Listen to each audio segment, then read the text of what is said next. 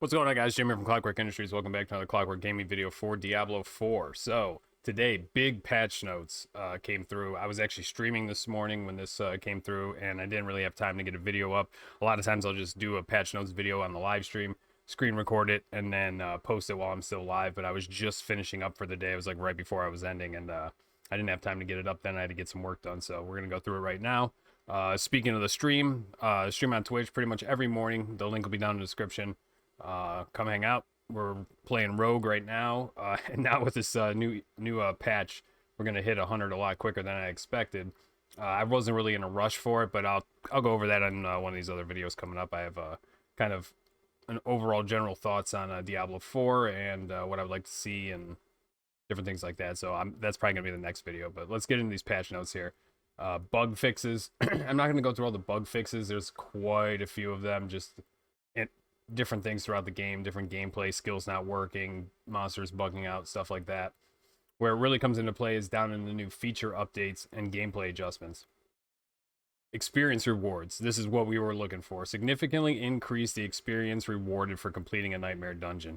This was something that just didn't make sense. You scale up these dungeons, they take longer, they're harder, they're more difficult, and what I would like to see added to this would also be rewards increased for higher tier dungeons, higher probability of some of these super rare unique items, maybe something like that.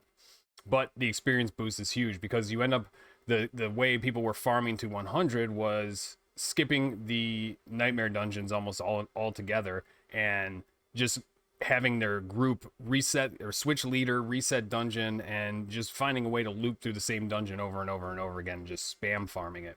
And now it's actually worth it. I was at level 82 today, and I did a Nightmare 42, and I got over half of a Paragon point. So you can pretty much scale now with your character and keep progressing. Eventually, it's going to probably get still going to be a grind from like 95 to 100, but it's going to be significantly improved and less tedious.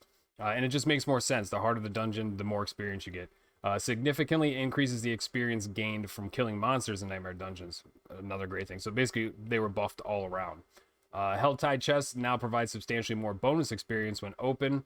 Makes farming the Helltide. That's like the main thing for farming an open world right now. Obviously, you need to get your Forgotten Souls to re-roll your stats.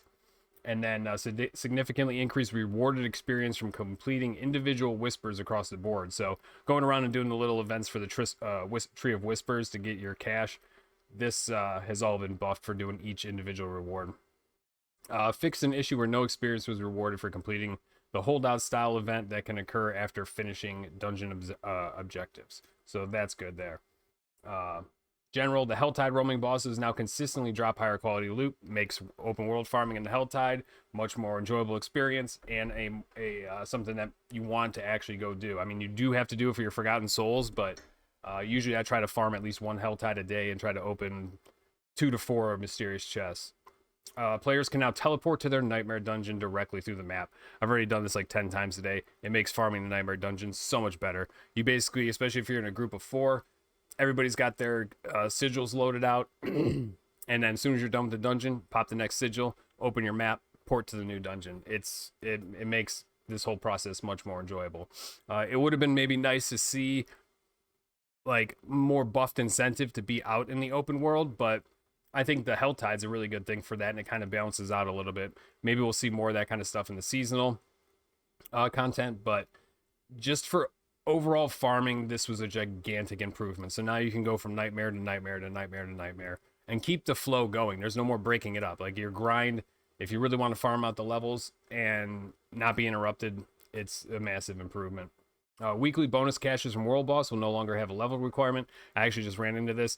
I started doing tier 4 like at level 65, 70 or something like that. And I had, I don't know, like 7 or 8 World Boss things saved up. And I opened them all at level 80. So now you can open them as soon as you get to tier 4 and start doing bosses. Balance changes. I'm not going to go through each one of these, but they did start calibrating all the classes a little bit more, tweaking different base damage for stats. As I'm playing Rogue right now, I didn't really see much for anything that I've been using. I'm a melee Rogue with Twisting Blades, Poison Imbue. I'm also working on another Frost build. Nothing here really kind of caught my interest, but it does make me more excited to do another Rogue alt and run a ranged build. Personally, for most of the melee builds, I'll just switch back and forth and re-roll my skills and stuff like that. But if I wanted to go range, I would probably rework an entire character and just have its own gear and stuff like that. I'm still trying to figure out what class I want to run on the first season, but I'm also running a sorcerer alt right now on the Eternal Realm, and I'll figure out what I want to do for season 1. But overall, the huge improvements were teleporting to Nightmare Dungeons, boosted experience in the Nightmare Dungeons, boosted experience from the mobs from the Nightmare Dungeons, and boosting the Hell Tide, making it even more more useful, more EXP, better rewards. So that's about it for this one. There's a huge update. Just those quality of life issues were massive, and I was really looking forward to those. I did hear that they're talking about the gem tab not being available until like season 2. Some of these things they need to start getting on like quick. Things, I don't know if it's just because Blizzard's a massive corporation now. They need so many people to sign off on things, but we need the changes quicker. It's a live action game. It's broke records with sales. Let's start getting on these changes quicker. It's a live update game. This patch came through without any downtime today. I was playing the game and then I had to just restart the game and the patch was live. So let's see if we can get these things put in the game quicker and take that feedback from the community, go over it, and get the stuff in the game as quick as possible. But really looking forward to farming out the Nightmare Dungeons and getting my rogue to 100 before the first season. And I haven't been playing like super actively. Like I've been casually playing this and another game as well. My time's been kind of spread out, so I haven't really been rushing to 100 because the end game really starts at about level 65, 70 once you get into tier 4, probably closer to 70. From 70 to 100, not a whole lot changes. Your gear item power is all going to be the same, but you're going to get more Paragon points and a little bit more, stats along the way. But yeah, I'm having a blast doing it, coming up with different builds. That's kind of what my main focus has been.